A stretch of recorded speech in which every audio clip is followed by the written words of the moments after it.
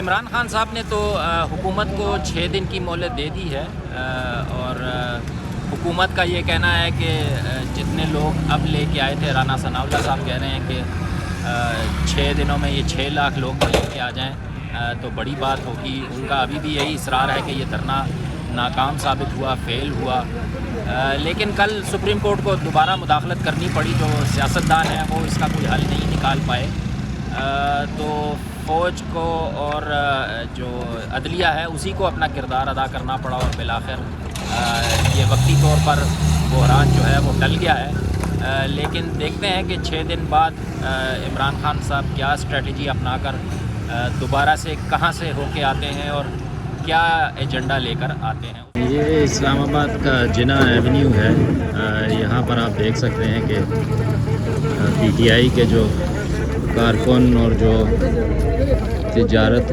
کا فائدہ اٹھانے کے لیے دکانیں اور مشروبات اور فریزرز لے کے آئے تھے، ان کا خیال تھا کہ شاید خان صاحب لمبا دھرنا ہوگا یہاں پر، لیکن چونکہ آج جلدی نمٹ گیا ہے تو اب لوگ واپس جا رہے ہیں اپنا سامان لپیٹ کر۔ بس خان صاحب نے ہمیں کہا ہے کہ 6 دن کا ٹائم دیا ہے، اس کے بعد اگر بات نہیں مانی تو ہم پھر آئیں گے۔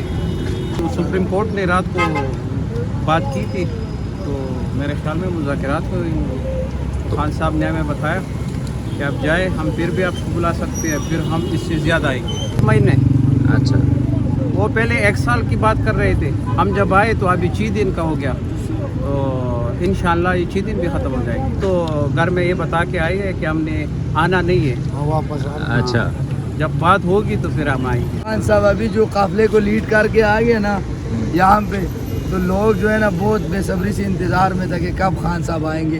ابھی تو وہ چلے گئے، کنٹینر پہ پہنچ گئے اور ابھی ہم خود یہاں پہ شفٹ ہو رہے ہیں۔ یہاں تک ابھی لوگ کھڑے تھے، ابھی یہاں سے انشاءاللہ ادھر جانے۔